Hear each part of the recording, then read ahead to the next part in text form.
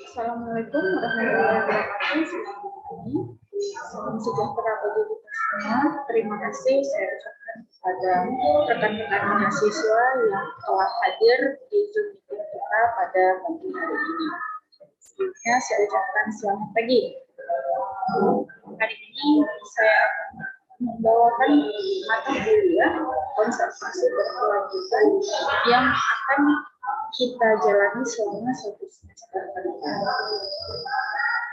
Sebelumnya perkenalkan, nama saya Juliali SSI MSI. Saya akan membawa mata kuliah konservasi secara berkelanjutan selama 14 pertemuan yang dibagi menjadi 14 pertemuan secara teori, kemudian 2 pertemuan lagi akan membahas tentang ujian tengah semester dan ujian akhir semester. Adapun capaian mata kuliah yang akan dicapai selama 1 semester yaitu mahasiswa mampu menganalisis masalah konflik satwa liar yang terdapat di perkebunan kelapa sawit sebagai upaya konservasi. Hal ini menyebabkan banyaknya satwa-satwa liar yang ada di perkebunan kelapa sawit menjadi sebuah ancaman besar bagi masyarakat maupun pihak perkebunan, sehingga di dalam 1 semester ke depan ataupun 14 pertemuan selanjutnya kita akan membahas beberapa materi terkait dengan konservasi secara berkelanjutan. Pertemuan pertama hari ini saya akan membahas tentang dasar-dasar konservasi berkelanjutan, kemudian pembagian kawasan konservasi in situ dan ex situ, kemudian jenis satwa liar yang dilindungi, jenis tumbuhan liar yang dilindungi, kemudian ada yang habitat. Selanjutnya kita akan bertemu di ujian tengah semester. Setelah itu konflik satwa liar di perkebunan kelapa sawit, materi selanjutnya konflik masyarakat di perkebunan kelapa sawit, aplikasi nilai konservasi tinggi yang ada di perkebunan wilayah kelapa sawit, dasar-dasar RSPO dalam konservasi berkelanjutan, aplikasi RSPO di dalam perkebunan kelapa sawit, kemudian dasar ISPO dalam konservasi berkelanjutan dan aplikasinya di perkebunan kelapa sawit. Jadi ada 14 pertemuan yang akan kita fokus membahas tentang teori yang berkaitan dengan konservasi secara berkelanjutan yang diakhiri dengan ujian akhir semester ataupun UAS.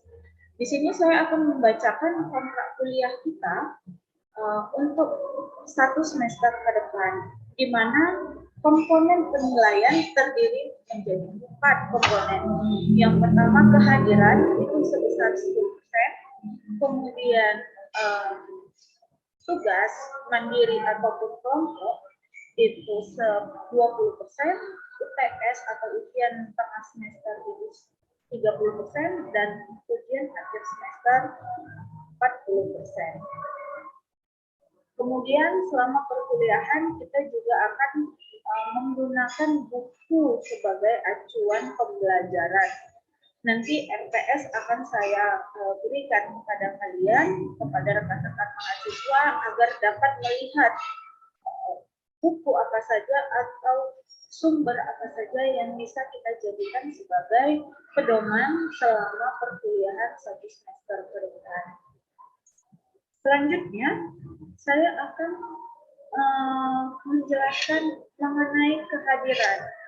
Jadi selama 1 semester, maksimal kehadiran ataupun absensi yang diperkenankan adalah maksimal 2 pertemuan sebelum UTS dan 2 pertemuan sebelum UAS. Jadi apabila rekan-rekan mahasiswa tidak hadir sebanyak 3 kali pertemuan atau 6 kali pertemuan selama 1 semester, maka akan dinyatakan gugur ataupun tidak dapat mengikuti ujian kemudian di mata kuliah konservasi secara berkelanjutan. Kemudian untuk kehadiran di dalam via Zoom meeting, pertemuan kita akan saya toleransi selama 5 menit. Untuk itu diharapkan kepada mahasiswa agar dapat masuk ke room meeting ataupun Zoom meeting kita yang sebelum 5 menit sebelum room meeting dimulai. Oke. Oke, assalamualaikum warahmatullahi wabarakatuh. Selamat pagi semuanya. Semangat pagi, Bu. Ya. Jadi hari ini saya ucapkan terima kasih kepada kalian yang sudah hadir di Zoom meeting kita pada pagi hari ini pada mata kuliah konservasi secara berkelanjutan. Ini pertemuan pertama kita di semester genap, semester 2 agroteknologi. Hari ini saya akan menjelaskan sedikit pemaparan terhadap mata kuliah konservasi berkelanjutan selama 16 pertemuan ke depan. Oke, jadi selama 16 pertemuan ke depan kita akan membahas konservasi berkelanjutan yang terdiri dari beberapa materi. Sebentar, saya akan share screen terlebih dahulu.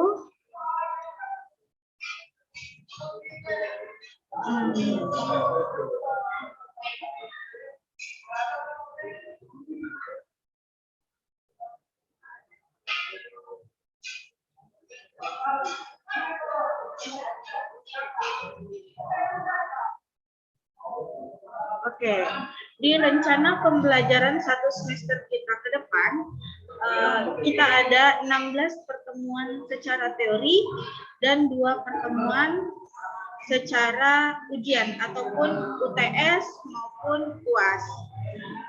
Kelihatan nggak tampilan share screen saya? Kelihatan, Bu. Kelihatan ya? Nampak, Bu. Kelihatan, Bu. Oke. Jadi adapun RPS ini mengacu kepada visi misi Fakultas Agroteknologi Fakultas Agroteknologi Universitas Prima Indonesia yang akan saya bawakan di semester genap 2022 ini.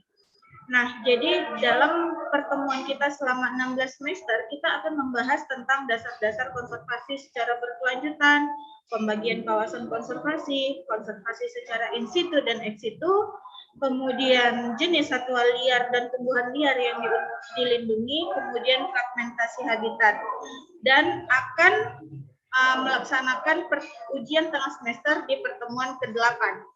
Selanjutnya dilanjutkan dengan konflik satwa liar dan masyarakat di perkebunan kelapa sawit, aplikasi NKT atau nilai konservasi tinggi di wilayah perkebunan kelapa sawit, serta aplikasi RSPO, ISPO yang ada di perkebunan kelapa sawit. Dan ditutup dengan ujian akhir semester. Nah, jadi ini ada beberapa daftar pustaka atau citasi atau yang bisa kalian pegang sebagai rujukan perkuliahan kita di 1 semester ke depan. Oke.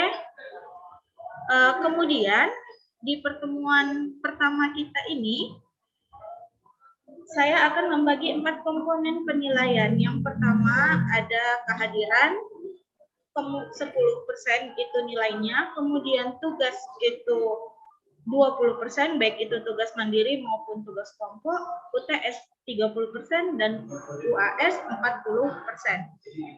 Jadi kalian bisa mempersiapkan diri untuk memperoleh nilai yang kalian inginkan dengan komponen-komponen yang sudah ada atau yang sudah kita sepakati tersebut.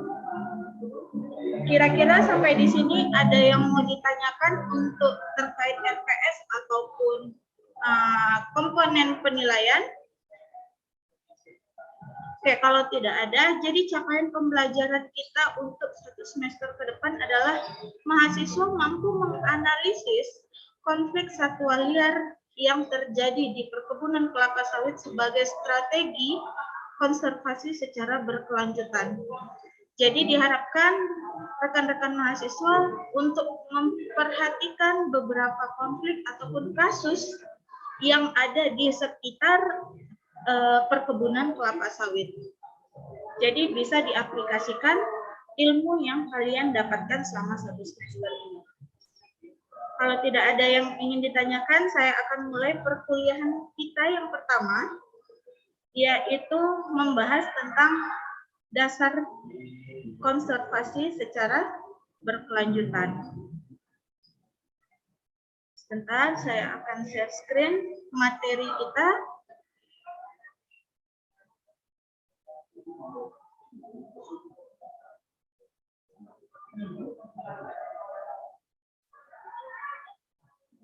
Kelihatan ya PPT-nya ya? PowerPoint-nya kelihatan? Kelihatan, Bu. Kelihatan ya, oke. Sebentar. Nah, apa itu konservasi secara berkelanjutan?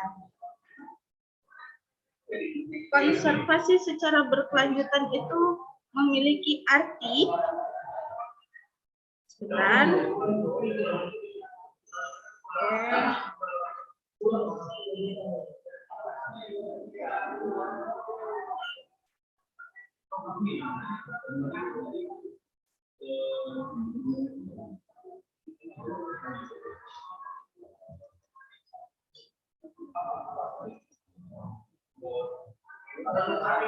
Bentar ya.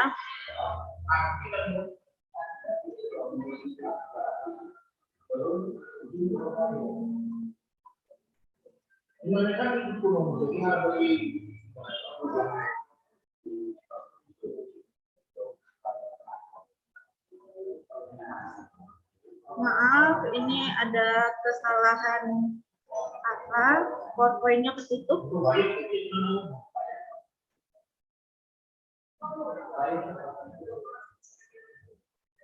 Stop share dulu. Oke, jadi sambil kita menunggu,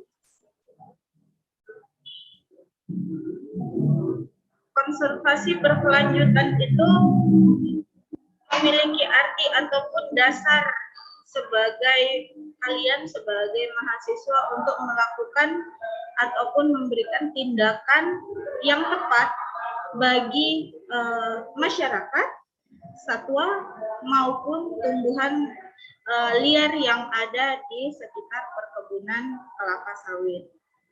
Nah, share screen saya. Oke, kelihatan? Kelihatan ya? Ya, Bu. Oke, konservasi secara berkelanjutan yaitu artinya memelihara, menjaga, mengawetkan sesuatu hal, baik itu tumbuhan maupun satwa liar yang ada baik itu di perkebunan kelapa sawit atau perkebunan lain yang berdampingan dengan kawasan konservasi. Nah, dasar-dasar konservasi yang akan kalian lihat dibagi menjadi 3 komponen. Yang pertama adalah kawasan, yaitu kawasan konservasi, kemudian objek yang diamati adalah satwa liar dan tumbuhan liar, di mana kawasan konservasi ini dibagi menjadi 2 kawasan, yaitu kawasan in situ dan kawasan ex situ. Di kawasan konservasi ini dibagi lagi, di mana in situ terdiri dari cagar alam, hutan lindung, suaka, marga satwa, taman nasional maupun taman guru. Dan kawasan ex situ ada kebun binatang maupun penangkaran. Nah, sampai di sini kira-kira Diki paham? Diki Brema paham ya? Oke, mungkin jaringan Paham, Bu. paham ya. Oke. Paham, Bu. Jadi kalian bisa mengelompokkan kawasan-kawasan konservasi itu untuk dilakukan penanganan gitu. Jadi kalian bisa lihat, oh iya ini sebenarnya kawasan yang termasuk dalam kawasan konservasi in situ dan kawasan konservasi ex situ. Jadi tindakan yang akan kalian lakukan juga akan berbeda ketika melihat tumbuhan maupun satwa liar yang harus kalian lakukan konservasinya secara berkelanjutan. Nah, kalau tumbuhan, kalau dia di luar ada yang namanya planting cycle, di mana mulai dari penanaman hingga pemanenan. Jadi keberadaan dari satwa liar itu sendiri dan keberadaan manusia itu sangat mempengaruhi penyebaran dari satu tanaman itu sendiri untuk mempertahankan keberadaan ekosistem yang ada di dalam hutan. Nah, satwa liar itu juga memiliki status perlindungan, di mana status perlindungan itu kalian bisa lihat melalui IUCN Red List maupun appendix, ya.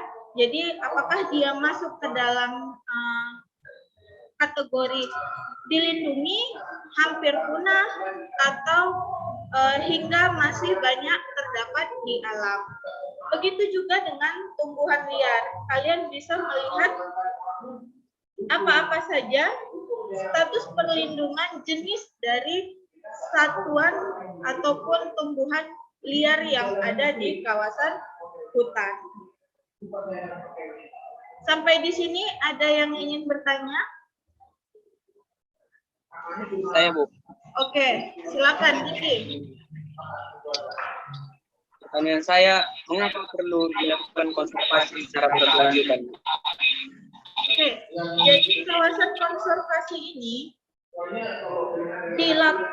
dibuat ataupun diadakan secara alami untuk membuat satu tumbuhan ataupun satwa liar itu bisa dilakukan pemeliharaannya atau perlindungannya agar apa? Agar dapat berkembang biak dengan sebaik-baiknya. Karena beberapa jenis satwa ataupun tumbuhan liar tidak dapat berkembang biak tanpa adanya bantuan dari ataupun faktor pendukung lainnya, sehingga apa? Keadaan satu ekosistem memang harus saling mendukung untuk proses dari konservasi ini dapat dilakukan. Paham? Paham, Kiki? Paham. Oke, ada lagi yang ingin bertanya? Saya, Bu. Oke, Yudi. Silakan, Yudi. Oke, Bu.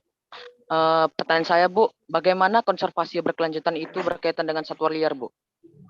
Oke, bagaimana konservasi berkelanjutan tersebut dapat dilaksanakan dalam konteks konservasi berkelanjutan. Jadi, misalnya kalian menemukan satwa gajah Sumatera ya, yang berada di Taman Nasional. Kemudian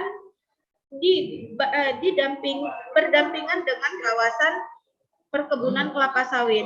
Nah, sering terjadi konflik antara perkebunan kelapa sawit dengan Taman Nasional. Karena apa?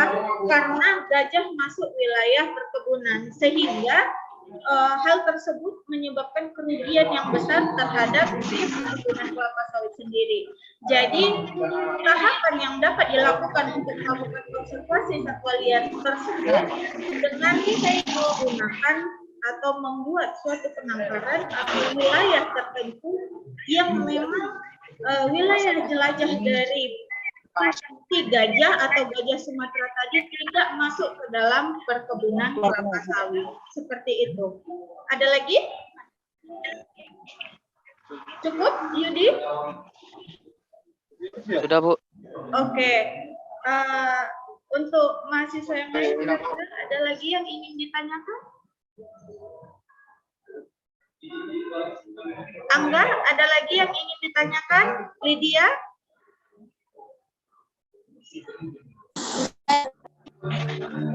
Oke, kalau tidak ada lagi, saya ucapkan terima kasih atas kehadiran kalian di pertemuan pertama kita di mata kuliah konservasi secara berkelanjutan. Selanjutnya kita akan melakukan perkuliahan secara online ataupun Zoom meeting dan SPADA di pertemuan-pertemuan selanjutnya. Untuk itu, di SPADA kalian bisa mengisi absensi dan bisa berdiskusi langsung mengenai materi yang ada terpapar di SPADA dan bisa juga berdiskusi langsung dengan menggunakan WhatsApp group yang telah disediakan. Oke ya. Sebelumnya saya ucapkan terima kasih atas kehadiran kalian. Saya harap minggu depan di pertemuan selanjutnya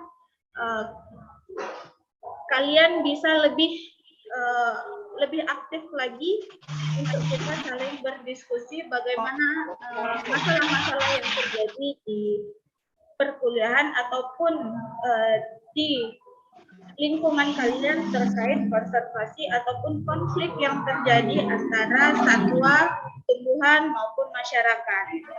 Oke?